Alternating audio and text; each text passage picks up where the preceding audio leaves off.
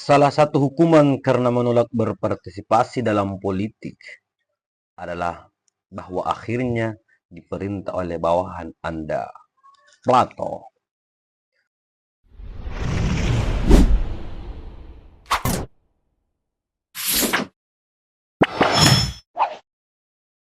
Assalamualaikum warahmatullahi wabarakatuh. Salam sejahtera untuk kita semua bosku. Salam NKRI, salam merah putih. Ya, di video kali ini saya ingin berbagi video Rocky Gerung membahas tentang perbandingan Orde Lama dengan Orde Baru di zaman pemerintahan Soeharto, Orde Baru dan Reformasi ya. Soeharto dan juga Joko Widodo. Jadi Bang Rocky Gerung di sini membahas tentang Gen Z, generasi Z, itu pasca Orde Baru kalau nggak salah mulai ya. Ya kalau nggak salah ya, oke. Nah, kemudian beberapa video sindiran netizen terkait Ridwan Kamil dan juga majikannya yakni Mas Mulyono atau itulah Pak Joko Widodo. Oke bosku, tanpa berbasa-basi mari kita simak videonya. Check it out. Jadi Gen Z itu kan Gen Z Anda hidup ketika Orde Baru sudah tumbang itu. Lalu orang bilang Rocky Gerung itu kalau zaman Orde Baru udah digorok kepalanya. Ya gue yang numbangin Orde Baru, ya pasti. Kenapa dibandingin? Justru karena Orde Baru itu otoriter. Tahun 98 saya bawa mahasiswa saya di Semanggi itu, di Uber-Uber sama Brimob, kita masuk ke lapangan parkir bawah itu Atma Jaya, masih kena peluru karet. Jadi kita lakukan itu untuk mengatakan bahwa dasar-dasar kehidupan berbangsa itu dimulai dengan kemarahan. Kalau saya marah saya caci maki, tapi saya caci maki figur publiknya bukan figur privatnya. Kenapa Pak Rocky hina-hina Presiden Jokowi? Kan dia lagi membangun demokrasi. Pak Rocky itu kalau zaman Harto udah hilang kepalanya. Tolol. Pak Jokowi itu tidak membangun demokrasi. Jokowi datang 2014. Demokrasi itu dari 2000. Dibikin nama Gus Dur, diteruskan nama Ibu Mega, dilanjutkan oleh mulai dari Pak Habibie, SBY. Jadi Jokowi datang ketika Indonesia sudah demokrasi, bukan dia bangun. Saya yang letakkan jalur demokrasi itu. Dan kita semua di dalam upaya untuk mengingat-ingat masa lalu itu, nggak mau baca sejarah. Nah itu kebingungan kalian tuh kalau mau baca sejarah. Sehingga oh iya mangut-mangut ya, iya ya, zaman Pak Harto, Rocky Gerung udah pasti dipenggal kepalanya.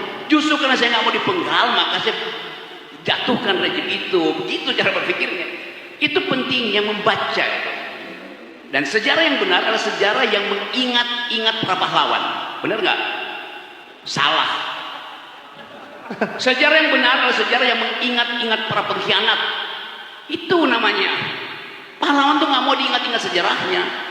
Karena pahlawan lakukan sesuatu beyond the call of duty, melampaui apa yang seharusnya dia buat. Dia nggak minta pujian tuh. Karena itu jangan ingat-ingat para pahlawan, mereka udah baik di alam baka. Ingat-ingat para pengkhianat. Oke? Yes. Tepuk tangan dulu dong. Lo tidak paham konteks sejarahnya. Apa Pak? Nggak tahu sejarah? Sejarah LRT Metro Kapsul yang Bapak sendiri sulit realisasikan, salah penerus Bapak bukan? Karena pengganti saya tidak melanjutkan. Apa Pak? Salah penerus Bapak. Sekedar mengingatkan Pak, proyek Trans Metro Bandung janji kampanye Bapak dari awal sampai akhir menjabat itu mangkrak. Salah penerus Bapak bukan? Kota berikutnya tidak dipromosikan, tidak diurus. Apa Pak? Tidak diurus sama pemimpin selanjutnya, sekedar mengingatkan. Janji kampanye Bapak yang benar Sukabumi itu cuma imajinasi Bapak dan nggak terrealisasi itu salah gubernur selanjutnya bukan? Kalau mau cuci tangan itu Pak, pakai sabun, bukan pakai pemimpin selanjutnya. Martin Luther King Junior yang memimpin demonstrasi untuk hak sipil tuh. Dia mengucapkan pidato yang masih kita ingat. I have a dream that someday we shall overcome itu. Kan itu mengingatkan kita pada perjuangan Soekarno. Bahwa we shall overcome. Satu saat kita bisa atasi ini. Pada era yang sama, istilah we shall overcome diungkapkan dalam bentuk lagu oleh seorang anak muda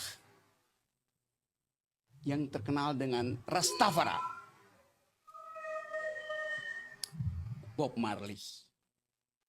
Yang dia membayangkan bahwa we shall overcome itu adalah suatu perubahan total dari kekuasaan. Kalau kita baca biografinya, Rastafari itu semacam umpatan terhadap keadaan Babilonia yang dikendalikan secara otoriter, tapi suatu saat Babilonia akan hancur, akan tersisa Rastafari. Siapa Rastafari itu?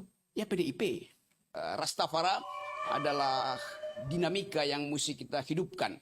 Bahwa kita percaya, we shall overcome, bahwa akan ada saat ketika Babilonia di Republik ini juga berhenti.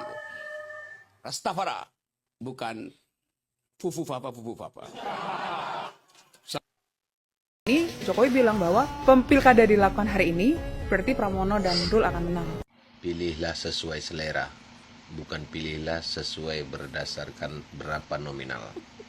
Karena kalau kalian memilih calon kepala negara, memilih calon kepala daerah, tergantung seberapa uang yang akan diberikan kepada kalian.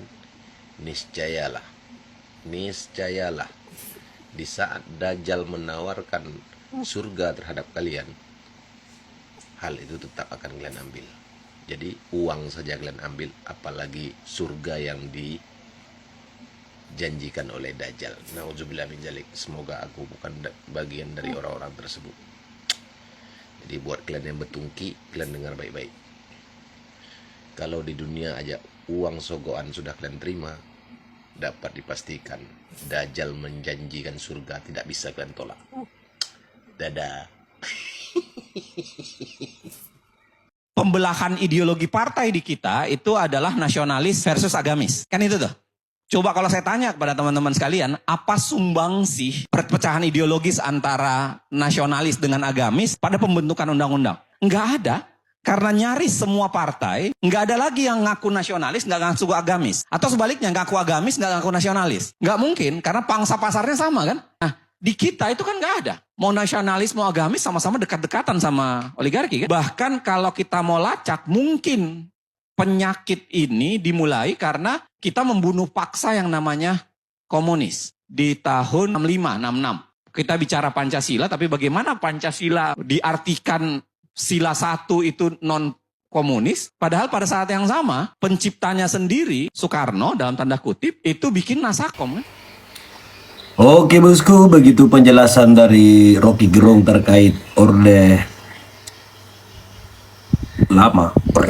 Baru Pak Soeharto dengan era reformasi ya, zaman Joko Widodo. Jadi memang terjadi banyak perbedaan. Jadi yang sering nuduh-nuduh nih, andai kata Rocky Gerung hidup sekritis di zaman Jokowi kemarin, ya pasti inilah semuanya. Ya kan sudah jelaskan tuh, dengan cara memungkinkan semua mahasiswanya untuk melakukan aksi besar-besaran yang akhirnya 98 berakhir sudah periode Pak Soeharto. Nah, bagaimana menurut kalian bosku tentang video ini? Silahkan tanggapi di kolom komentar. Sampai jumpa di video selanjutnya. Assalamualaikum warahmatullahi wabarakatuh.